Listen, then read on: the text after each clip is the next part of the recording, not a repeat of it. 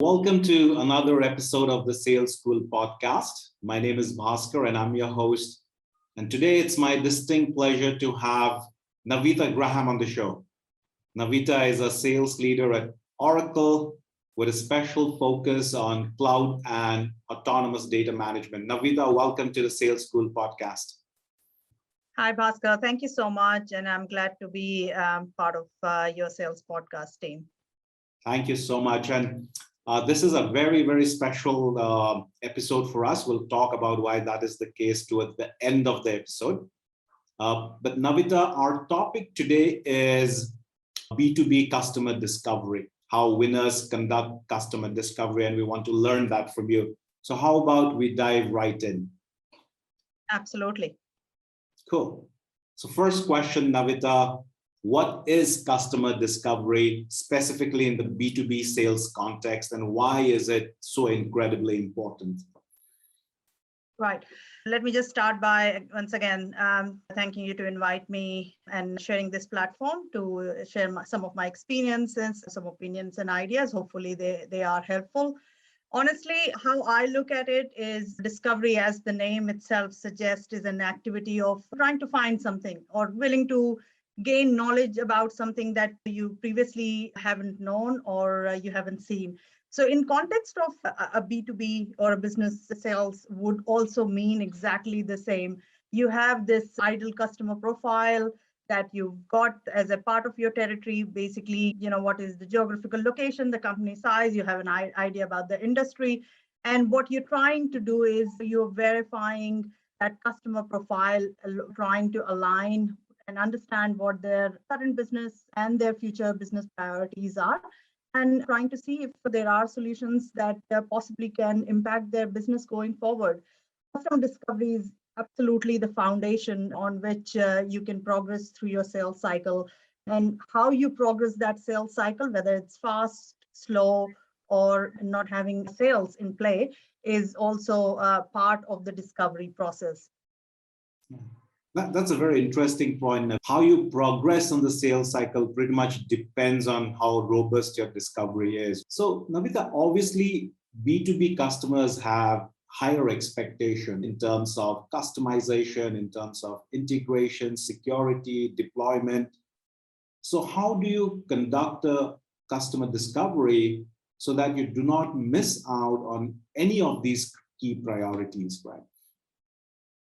That's a fantastic question. And before I answer that, take a step back, Bhaskar. Customer discovery is not really a single meeting or one step process. It is a continuous iterative process. You don't really necessarily have to get all your answers in the first meeting. Ideally, the first customer discovery meeting would be, trying to set up some clear expectations, trying to set up a shared responsibility model. What you're also asking is your customers' engagement and their time. What typically works for me for my very first meeting is trying to take the edge off those unknowns. Who am I and why am I talking to you? Why is this customer sitting across to me and my team and giving me that time? What's their interest? What is in it for them as well? That sets the call for a productive dialogue rather than sort of an interrogation. You don't want to land up there, right? Ideally, a first discovery call should answer a couple of things. You should be able to understand your contact's role. What are some of the key performance indicators that they are chasing? Very, very personalized approach.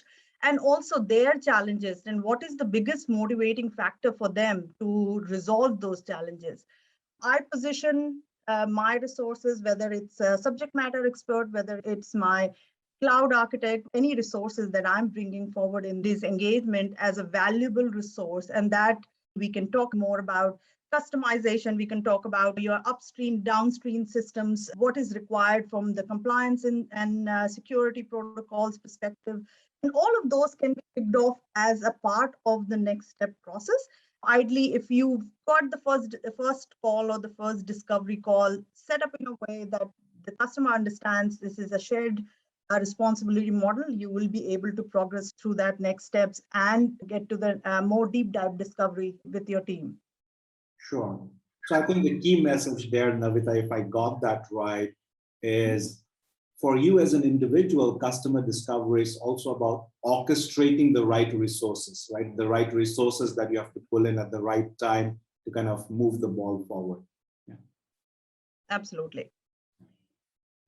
If you think about the B2B context, it obviously involves multiple decision makers, definitely more than one, right? You have users and you have influencers, you have champions, you have decision makers, you have the economic buyer.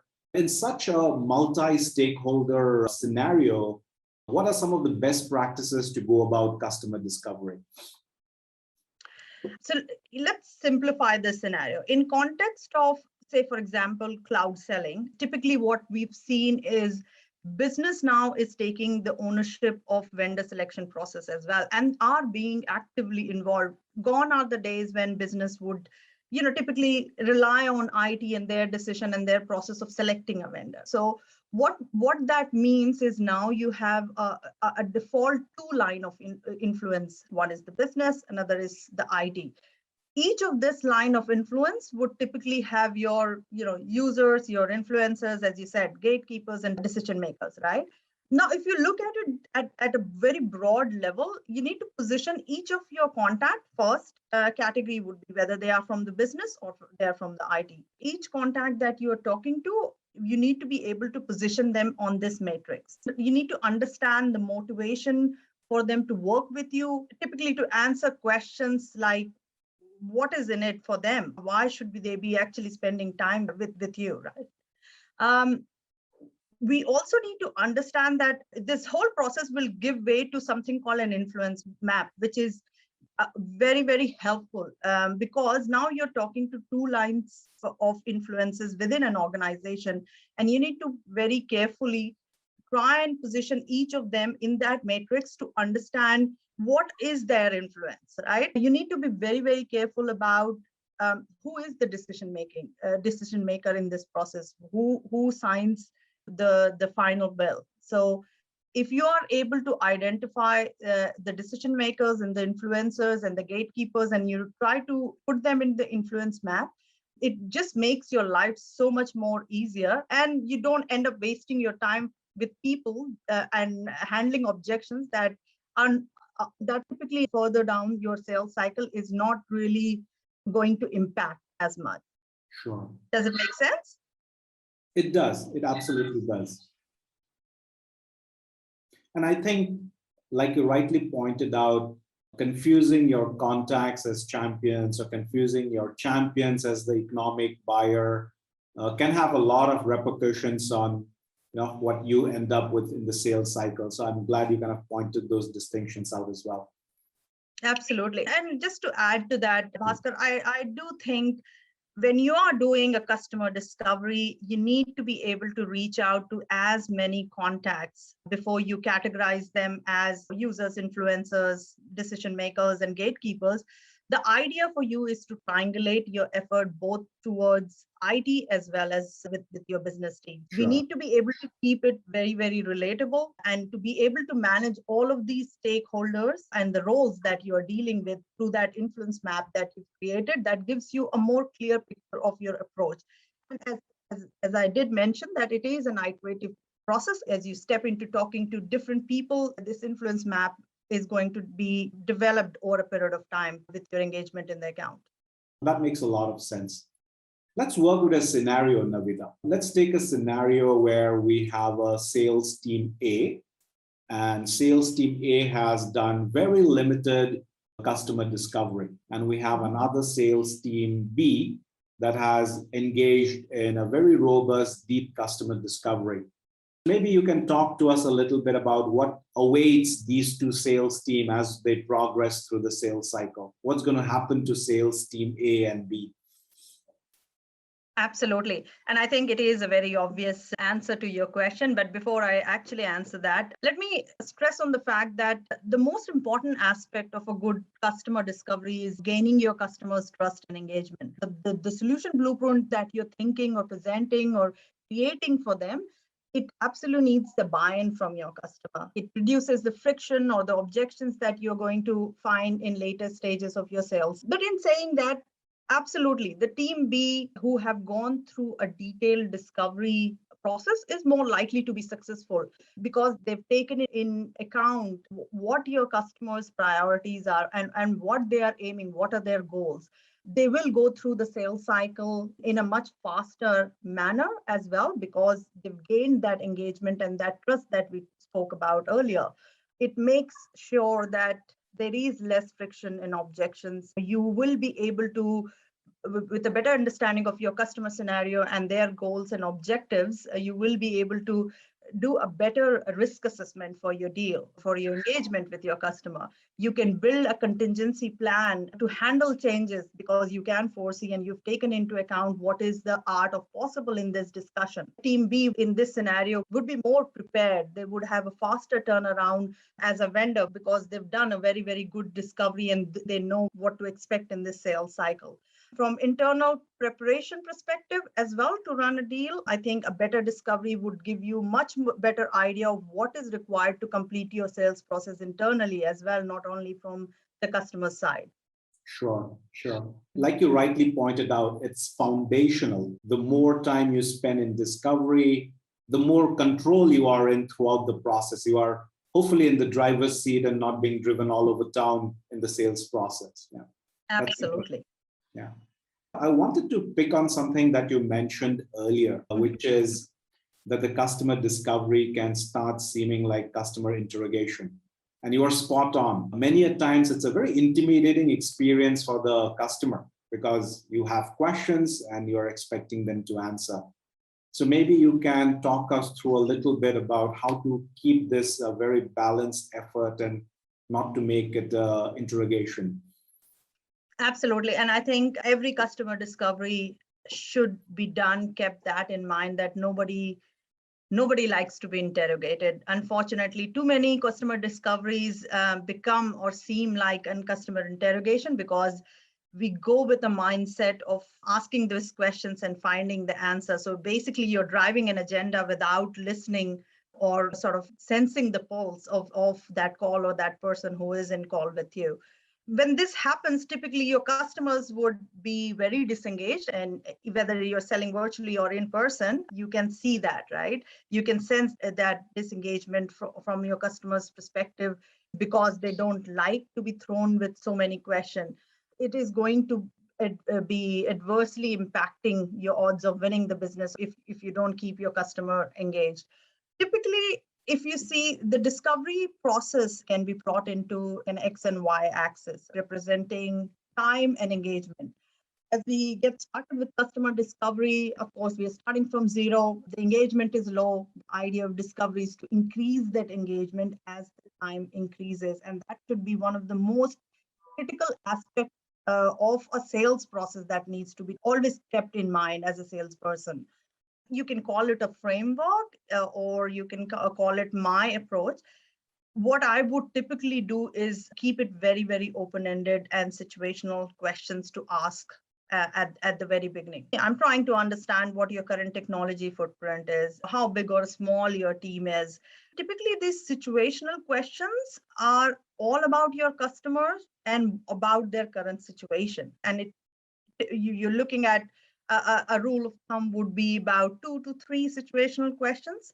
Now you move a level up to convert that situation into a pain question. What are the business bottlenecks that you're facing using these technologies or platforms?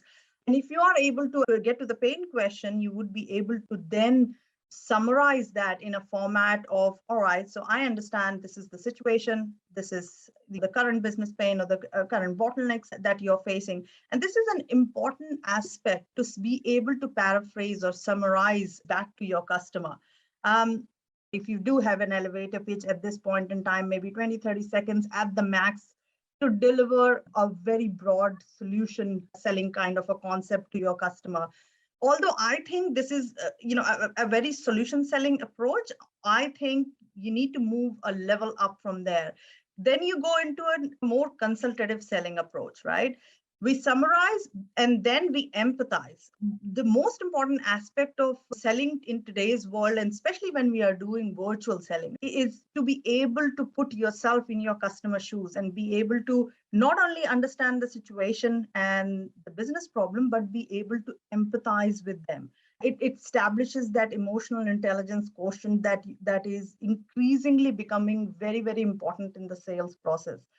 This again gets a buy-in from your customer because now they are listening, because you understand at this stage we can typically talk about, say, for example, you can talk about a reference or a similar use case. Everybody likes listening to stories. If you are able to present something, it makes your customer comfortable that you've handled similar situation, you are able to present a solution to another customer and be able to sort of quantify the impact from there on. So that is moving to the final stages of actually delivering your impact statement.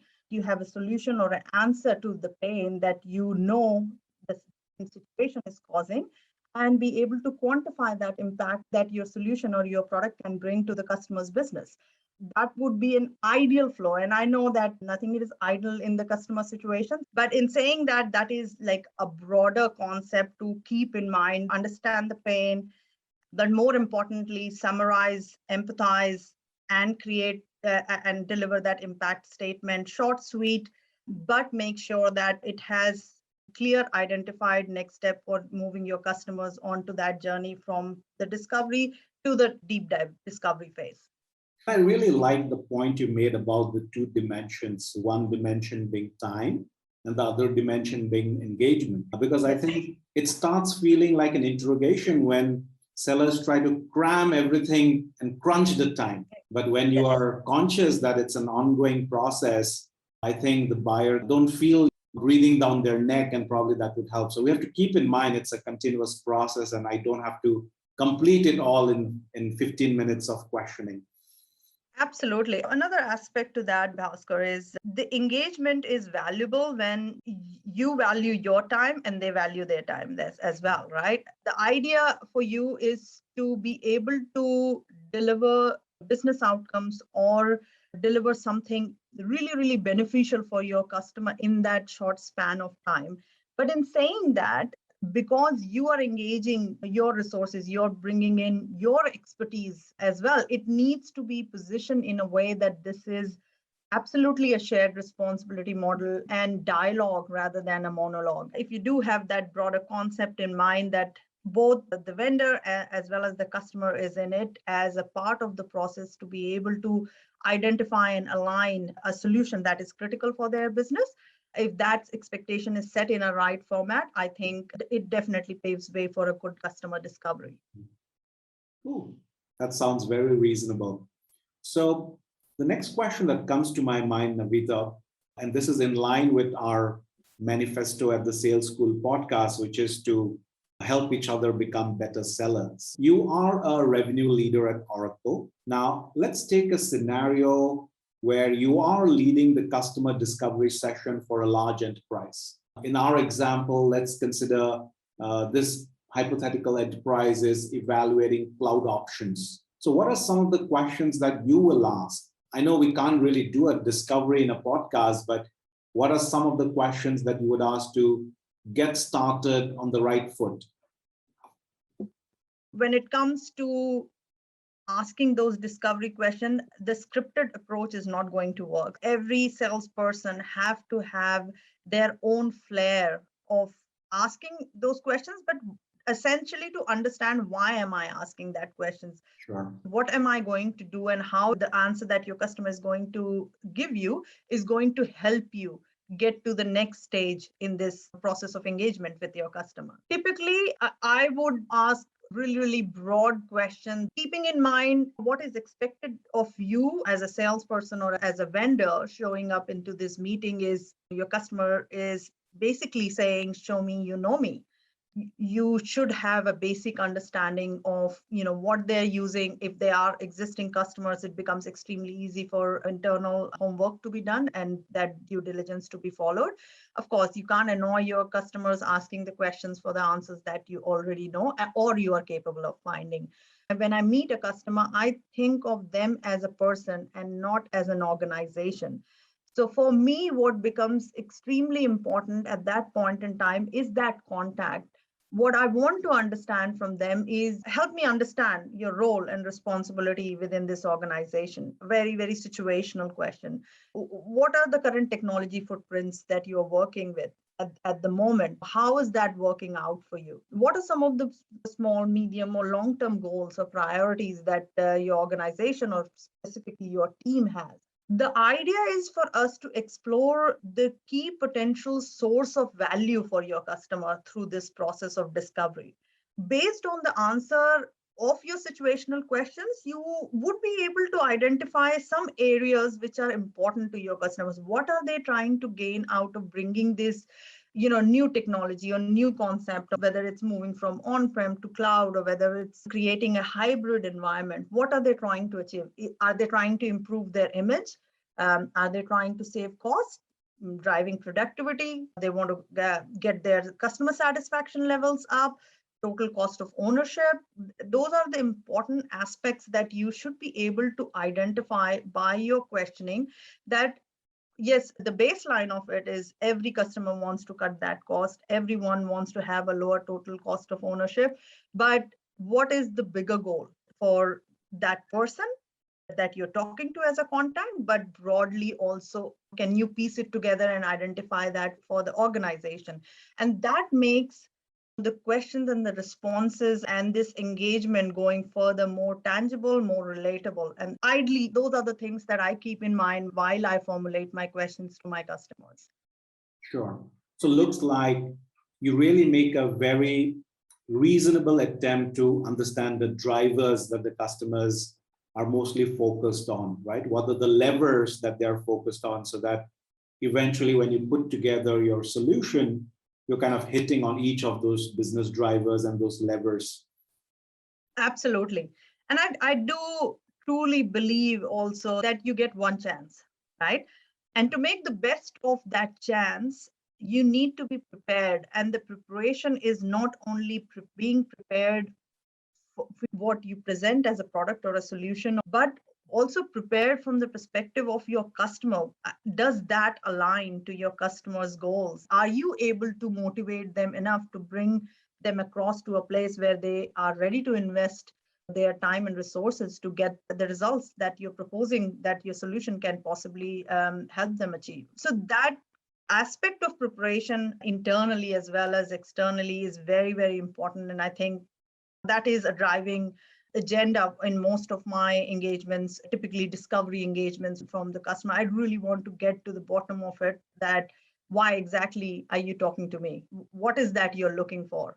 The answers are not always going to be, oh yes, there is a perfect match. And unfortunately, you might not be able to position a solution, and it is okay. What it also does is help a salesperson to save time by not barking up the wrong tree. Your time is important as well. So you want to be able to qualify in and out very, very quickly based on your initial level engagements with your customers. Yeah. So, Navita, you helped us understand the importance of customer discovery, especially in the B2B enterprise context. You kind of walked us through how to engage multiple stakeholders, how to make it the best outcome possible over a period of time rather than one session. Thank you for that. Maybe we will focus a little bit on what are the mistakes that you see others maybe constantly making, the recurring themes. Which are some of the recurring themes that maybe our audience can quickly understand and avoid? Absolutely. And Bhaskar, I've learned from my mistakes. So in saying that or pointing out certain things that I've seen that doesn't align to a good approach during your customer discovery has also come from the fact that I have made those mistakes. And the most important one is definitely being unprepared, right? And being unprepared sometimes can turn into not attentively listening or creating a monologue rather than a dialogue during a customer discovery process. Now, again, we are there to understand our customer. So ideally, the customer should speak 90% of the time. That's how I run my discovery session. I would keep asking why till I actually am satisfied with the answer that yes, this answers, and now I understand what you said before and what was, the driving factor behind that. Customer discovery process is not a product or a feature driven discussion. It is not at all. I think it is very much related to your customers' business and the business outcomes that they're chasing. We are very quick to jump into a feature, benefit, cost, comparison, that kind of a discussion, which I think definitely most of us should actually keep away, especially in the customer discovery sessions. The idea of customer discovery is also to be able to, for a salesperson to say, all right, this is a qualified engagement and this is not, it's not going in anywhere. And it's all right to do that at a very initial stage. A good customer discovery will help you heaps of time. So in a way, you need to formulate the questions in a way that you are driving, this process. You are eventually leading up to a place where you understand that your customer and your brand can align with each other. I see a very common mistake that happens not only during customer discovery process, but in general, the sales cycle is not being able to talk or triangulate with multiple stakeholders. Before you present any point of view, you need to absolutely understand, and that's where the importance of being able to have an account plan, being able to have an influence map. All of those things are very, very important. Don't rush through your discovery process. Take as much time. I think the more solid the discovery, the outcomes at the latest stages of your engagement would be more positive. It's very important to learn and refine from the process that you followed before. What worked, what didn't work. Ask the team members who are part of this discovery process, whether it's your pre-sales team or architect team who is part of this discovery process. It's very, very important. What did they hear? Did they hear the same thing or did they hear something different? It helps clarifying the situation quite a bit. Another thing I think that comes to my mind, Bhaskar, and we briefly touched upon it, was not setting expectations. This is a two-way street. Absolutely. It needs to be very, very clear to your customer as well. We are working towards a common approach or a common goal, hopefully, as a part of the discovery. But that engagement and the trust that you need from the customer's point of view is absolutely very, very important. And again, no sales call can be closed without definitive next steps. Unfortunately, I've seen that sometimes it all gets lost into a lot of conversation, but nothing tangible. So those are a few of the things that I would have pointed out in terms of mistakes, early on mistakes that people might make. Sure. Those are some great points, Navita, and I particularly picked up a few there. The lack of preparation, I think that's absolutely number one. It shows on a call when you are not prepared, and I think it's very disrespectful to do that if you're kind of asking time from multiple people. I think the point about internal debriefing from your architect and your pre-sales is a solid goal because everybody has a different perspective. And as a sales leader, your quarters are obviously important, so you cannot be barking up the wrong tree. Those are things that really kind of appeal to me. So thank you for that. So Navita, let's consider another situation. Let's say there is this company that has historically not followed a very well-defined discovery process. But now they think they want to do it because they clearly see the value of having a good discovery protocol. And it's all very intimidating. So how would you recommend that they get started? A team that has never done this, they want to start, what would be a good way to start?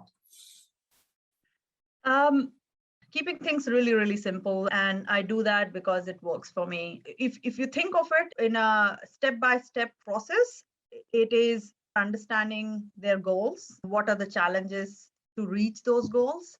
What is the impact of those challenges or bottlenecks that the business is facing? Presenting the solution that helps them to be able to overcome those challenges, and then proving that you have done, as a vendor, you've done that before and you know what you're talking about. I'll explain to you very, very briefly each of these points.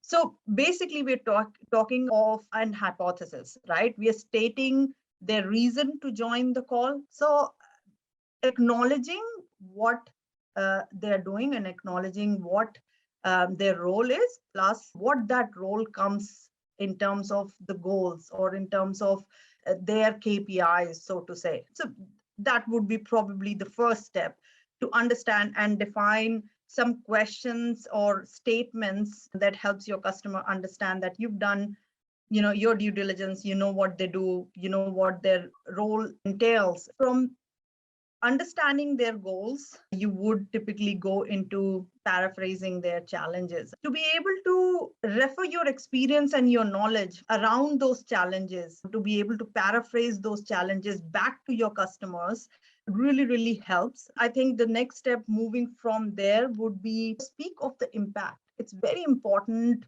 People will buy emotionally, but they will support their decision logically. So during the conversation, find an emotional anchor, emotional anchor point in your conversation. So the idea is that emotion will create a memory, and the chances of your conversation being remembered is much higher because you have instigated a process there, getting from that the emotional reason, connecting it to a memory, and then going forward in terms of understanding that impact. The next step typically would be tell them what it means if they take that decision to put their time and their resources and they commit to solve that problem. Paint a picture for better tomorrow. Ideally, you would ask them to imagine if you can, or what if you can quantify those achievements. It's very, very important for people to really think and envision the better tomorrow. And the final step is prove that you have done this before, bringing it all together, reiterating those steps as goals, which is hypothesis and their goals and why they're hired, what is important to them or similar people, in similar roles in the organization.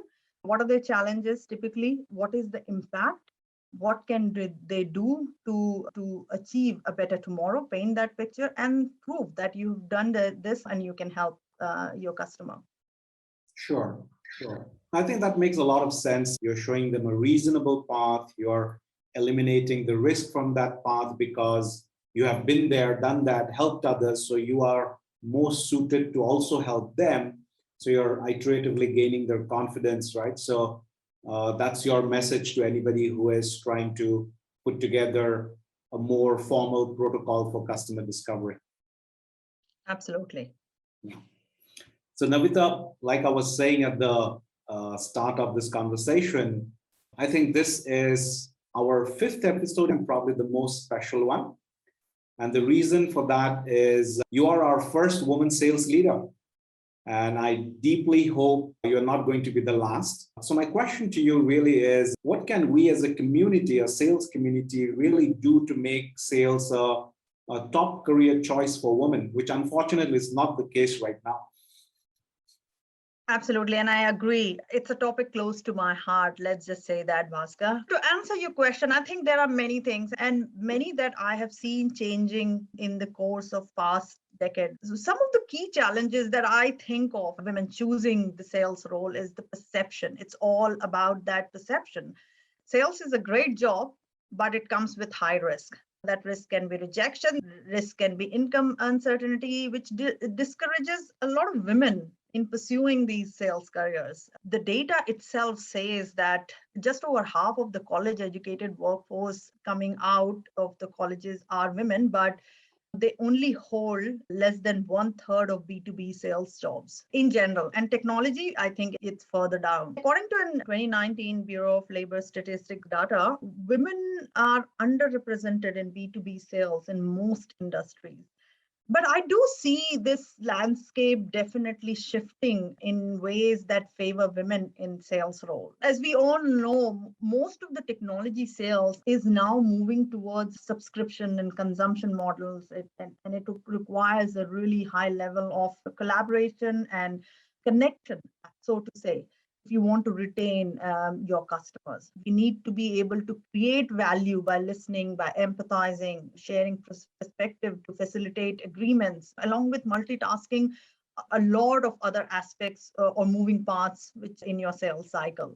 And I truly believe that these are the capabilities women really excel in, with their high emotional quotient, their multitasking abilities, being able to collaborate and connect at different levels and to build stronger relationship. And I think this is a great time to be choosing sales, technology sales as career.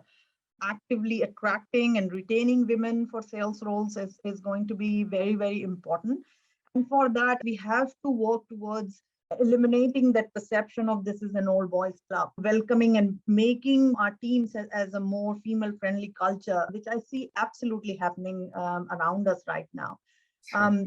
I do believe you can find inspiration if you can relate to a person. So more women leaders being vocal about their success in this field would really, really help. I think you're spot on there, Navita.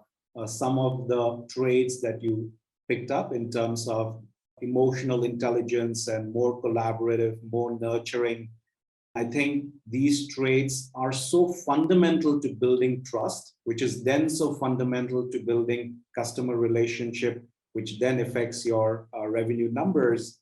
And these skills, I think even scientifically would probably come more naturally to women than men. So you're absolutely spot on. I think we just have to make it even more easier for women to understand this role. It probably is a little bit misunderstood. So Navita, you're going to have the last word here. How can we continue to really build the next generation of great sellers?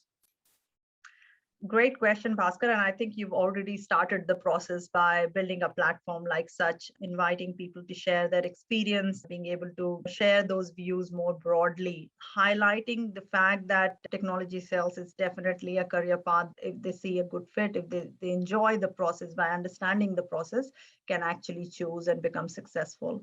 My last words are really, really simple. Again, I would typically sum it into a couple of steps. You learn, you practice, you rinse, and you repeat.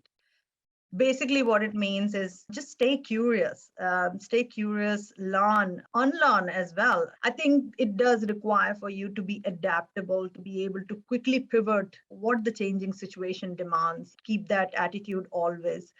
That attitude really helps in building that long-term resilience and assertiveness that you would require in this career. I think what is more important is also being able to identify what works and what doesn't, and be able to quickly turn around and say, this doesn't work for me, or yes, this works for me. Continue with your journey, learning and getting better at what you do. I go by the quote, aim to make a customer, not a sale. I do try to live by it as much as possible, because what I truly believe is sales is all about relationship. I think sales is a very collaborative process now, internally as well as externally, creating that mutually beneficial relationships, business relationships, that shared responsibility model. I do believe in learning from my mistakes. What could I have done differently? And there are, even when you get successful outcomes, you would be able to identify some points where you could say, I could have done this differently. Success is also a teacher as much as failure is. Upskill yourself, very important in technology sales. Technology is changing every single day. What your customers are, they are increasingly being aware of what is available out there, or talking to your competitors. So if you are not continuously upskilling yourself, you would find that at some point in time that there would be a disconnect how you're presenting and what you're presenting to your customers.